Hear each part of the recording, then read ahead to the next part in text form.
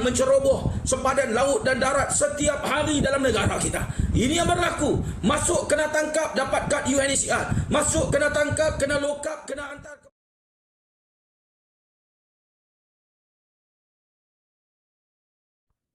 Kerajaan tidak pernah mengiktiraf status pelarian Rohingya dan mengklasifikasikan mereka sebagai pendatang tanpa izin. Parti yang memegang kad Suruhanjaya Tinggi Bangsa-Bangsa Bersatu mengenai pelarian UNHCR. Ini disebabkan Malaysia bukan negara pihak kepada Konvensyen Status Pelarian 1951 atau Protokol Status Pelarian 1967, sekaligus tidak mempunyai rangka kerja perundangan atau pentadbiran yang mengawal status dan hak pelarian di negara ini. Tetapi mungkin ramai yang tak tahu Pakatan Harapan PH sebelum ini telah memasukkan akan meratifikasikan Konvensyen Pelarian 1951 di bawah Pertubuhan Bangsa-Bangsa Bersatu PBB dalam usaha menangani krisis pelarian khususnya Rohingya dalam manifestonya sebelum PRU 14 lalu jika mereka menang.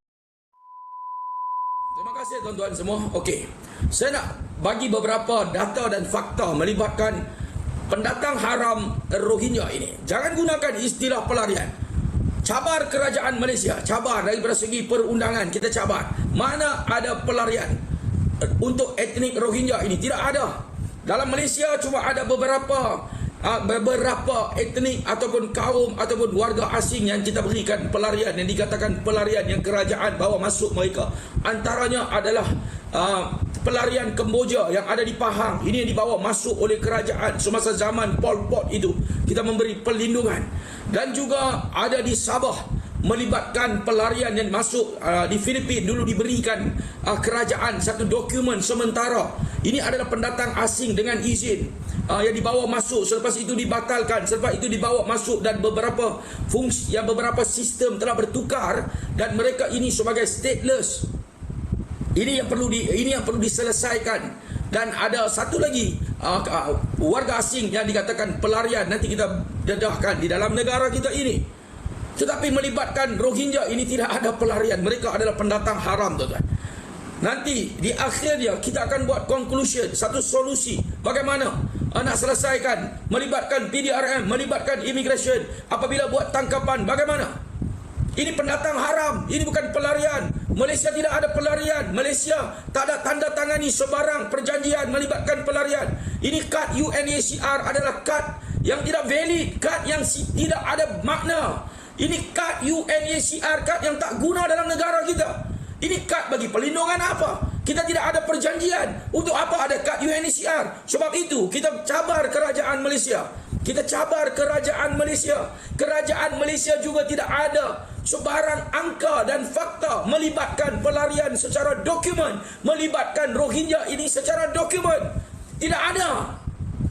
Sekarang ini barulah mereka tertanya-tanya dan tercari-cari melibatkan angka jumlah pelarian Rohingya ini dalam negara kita. Sebenarnya Rohingya ini adalah pendatang haram.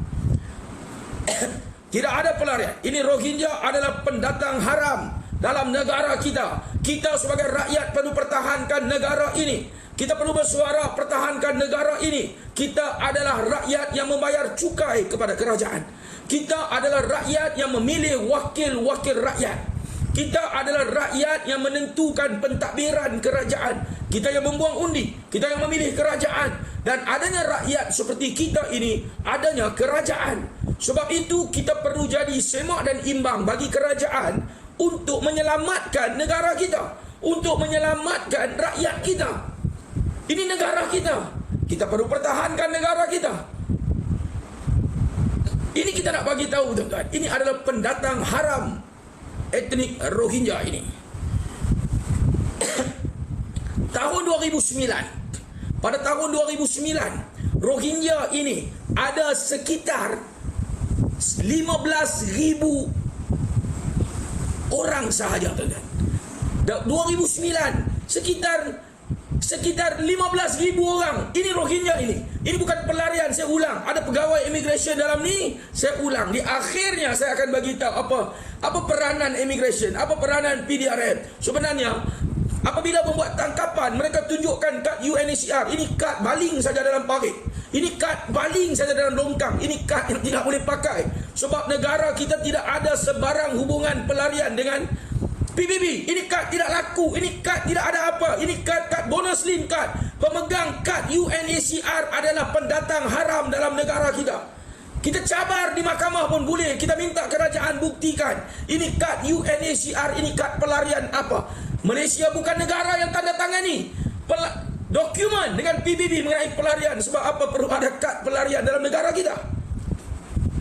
Ini pendatang haram yang sedang merompak secara besar-besaran dalam negara kita. Ini rakyat perlu sedar. Ini kesedaran yang paling utama adalah kesedaran rakyat. Kerajaan tidak akan bertindak kalau rakyat tidak bangun mendesak. Kerajaan tidak akan bertindak kalau rakyat tidak memberi tekanan dan kritikan. Tanggungjawab rakyat untuk memberi tekanan dan kritikan kepada kerajaan. Sebab apa? Sebab untuk mempertahankan negara kita. Ini negara kita, tuan-tuan. Ini negara kita. Malaysia ini negara kita. Malaysia ini adalah negara yang berdaulat, negara yang merdeka. Kita ini adalah rakyat dalam negara yang berdaulat. Sebab apa kita biarkan negara kita ini menghadapi suatu bebanan yang dibawa oleh pendatang-pendatang haram ini? 2009 sekitar 15,000 lebih sahaja.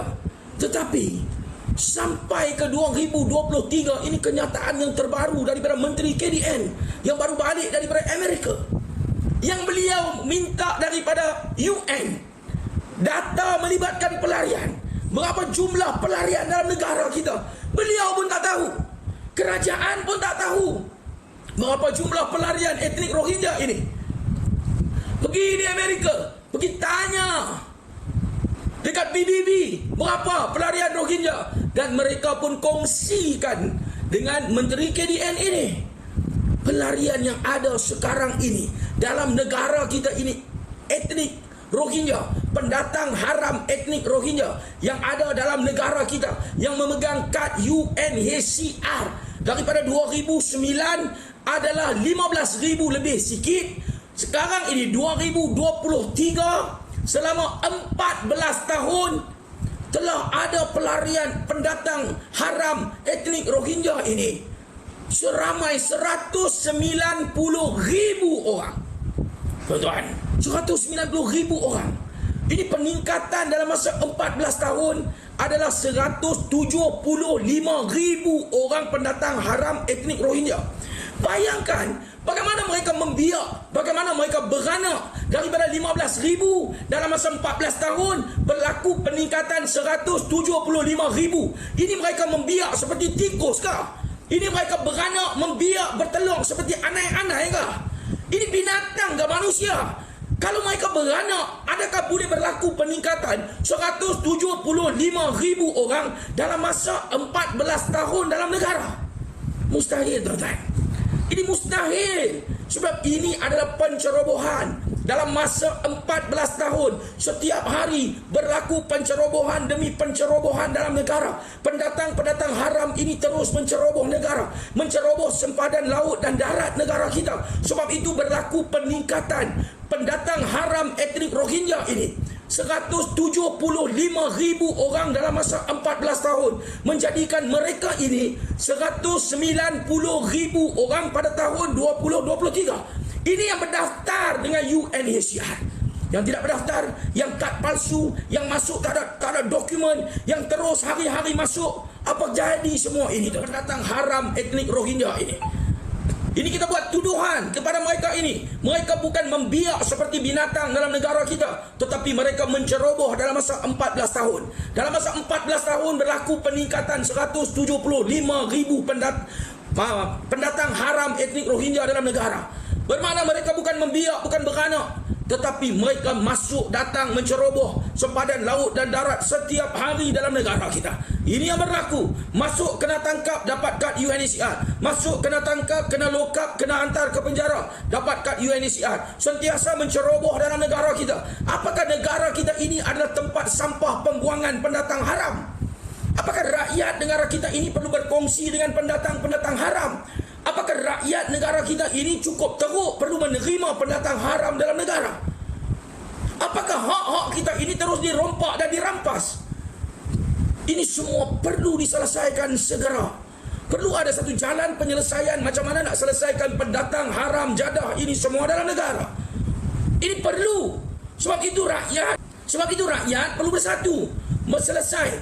Kalau nak berikan kepada pendatang haram Rohingya ini, nak berikan kepada mereka pengesahan untuk mereka boleh bekerja, perlu ada sebarang perjanjian dengan UNHCR. Kita mungkin boleh berikan kepada mereka 2 ataupun 3 tahun, dan selepas itu UNHCR ini perlu jamin bahawa mereka ini perlu keluar ke negara ketiga.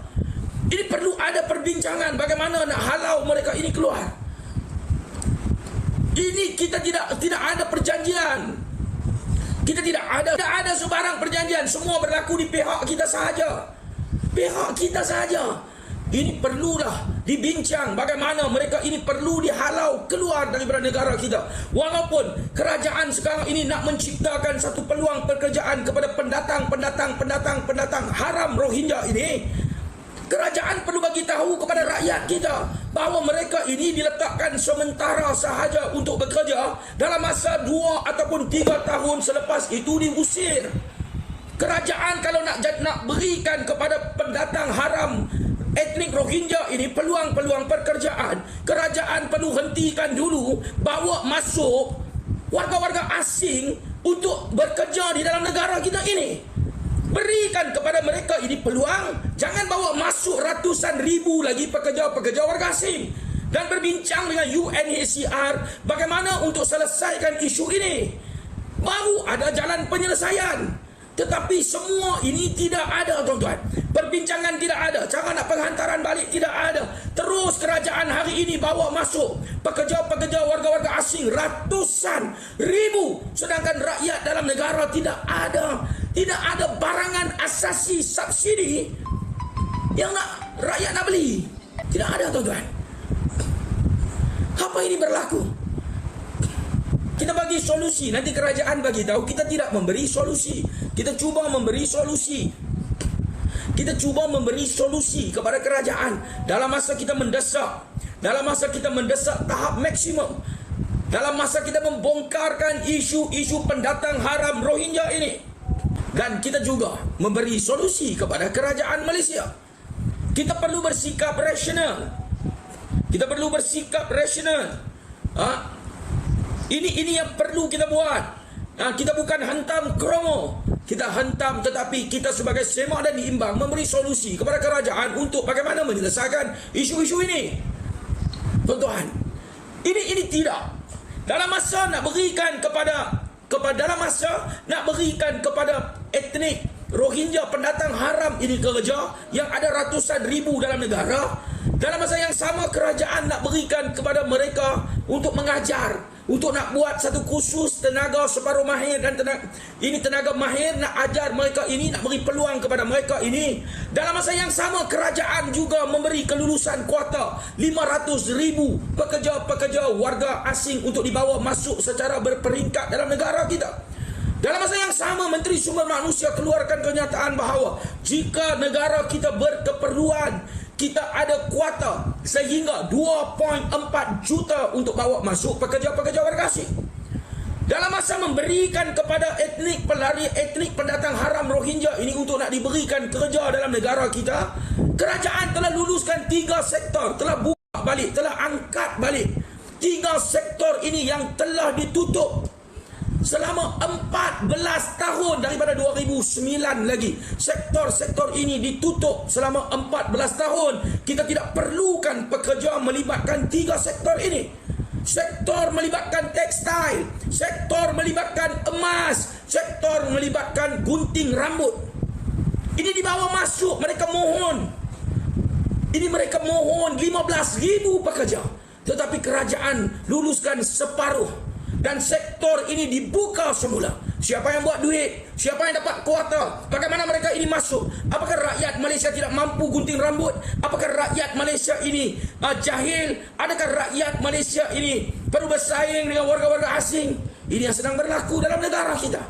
Apa yang kerajaan nak buat? Apa yang kerajaan nak buat, tuan-tuan?